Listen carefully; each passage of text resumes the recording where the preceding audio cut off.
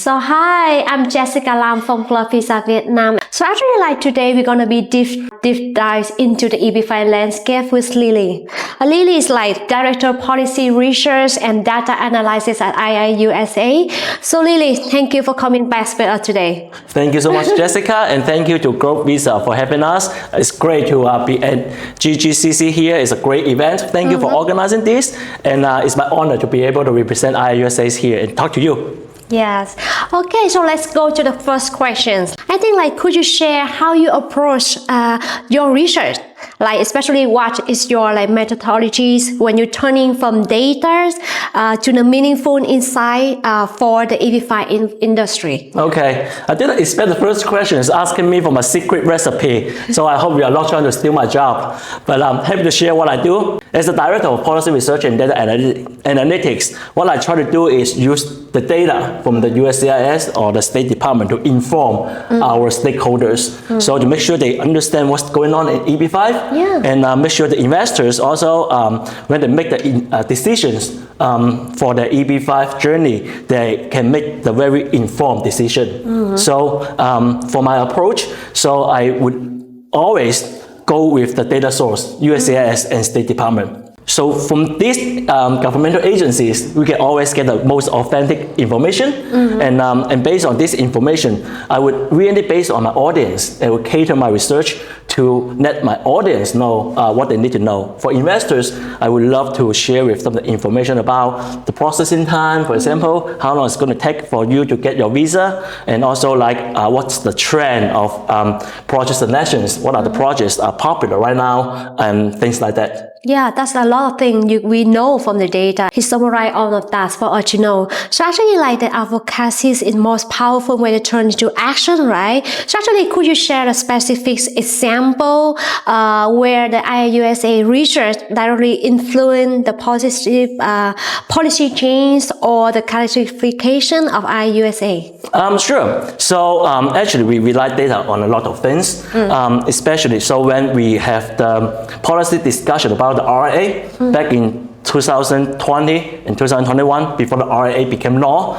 So a lot of congressional offices reached out to IIUSA and asked us to analyze the legislative draft. We analyzed the program about the TEA reform. So before the RA, TEA is you can aggregate as many census checks as possible. So Congress would like to reform this, but they don't know what would be the impact of different proposals. So they asked IIUSA, we want a data analysis for different policy proposals, and now they take, okay, this is the proposal that would generate the best result for economic development in EB5. And we use data to demonstrate this, and this is how they drive these policy discussions and finally passed the RA in 2022. So I was very proud to be part of this process, and this is really the moment when I believe the data can make a lot of big change in EB5. Yes.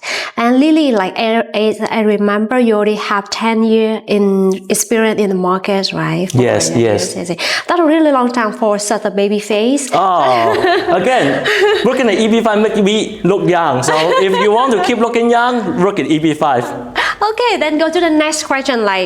For Club Visa and the partner, maintaining the EB5 integrities is really crucial. So how IIUSA using the position to champion the transparency and best practice across the industry? That's a great question. So I think there are a few things that IIUSA is doing to promote transparency and integrity. First of all, we always use the authentic data from the government. So we use the original data. So we analyze the data from the government. So it's always the most authentic information. And also IIUSA, we are a non-for-profit association. So what we try to do is to grow the program. We are not trying to sell a project. We are not trying to just get some investors. We want the EB5 industry to be bigger. We want more and more investors can use the EB5 program to get their green card. So our information is always independent. Another position for IIUSA is we have a lot of members. So overall, we have 350 member associations, organizations around the world. Growth Visa is one of our member associations. We always appreciate your support. We appreciate you. With these members, they are the key for us to engage with the market. Because for our information, we produce this information, we share that with our members, and our members can share that with their investors, their clients. So this is really key for us to keep engaged with our members, and also our members can help us to promote this transparency. Wow, that is a lot of information. Of course, like even though that we have a lot of data and that's like correct like information, but somehow the client or the investor, they like kind of misunderstood something sometimes. So like according to your research and your deep data assess, like what's the most misunderstood like statistics for EB5 investor? And do you want to have anything to clarify on that? You always ask really tough questions. So I think, personally, maybe one of the most misunderstood concept in EB5 is that a lot of investors, they think EB5 is risky. So I think so there are two components of EB5, right? For the investment side of things, so by law, it requires the investment must be at risk. So at risk does not mean risky, but like that's the investment side of things. But however, I think the most misleading statistics in EB5 is for the immigration side. So right now for the 5 to 6 year approvals, the approval rate is over 90%. 90 to 95% is very high approval rate. That means from the immigration perspective, EB5 is not risky at all because over 95% of the applicants, they were able to use EB5 to get their green card. So I would say like EB5 is still one of the most reliable path for a lot of foreign investors to get their green card in the US for their immigration benefit. So that's why really clear on that. And we come to the final question. Okay. Time flies. And finally, like how can organizations like IIUSA and our global leaders like Growth Visa work better in the future to turn like the valuable analysis data that you have to benefit the entire EB5 industry? So I think as I just mentioned, engagement or communications is the key.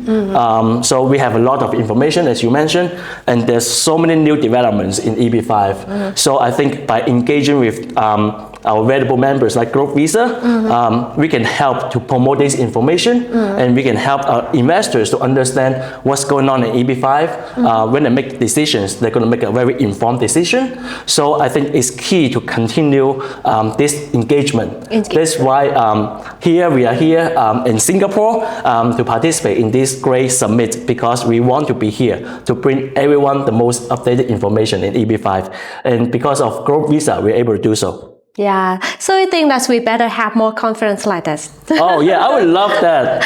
And you have such a great panel discussions. I learned a lot, and I met with a lot of like industry stakeholders. And if you can host more conferences, I would travel with you guys. And thank you to have you here with us today. Thank you so much, Jessica. And it's great to be here. So this is Global Citizenships Week in Growth Visa, day 2, and I'm Jessica Lam. So please stay tuned for more. Thank you so much. Thank you.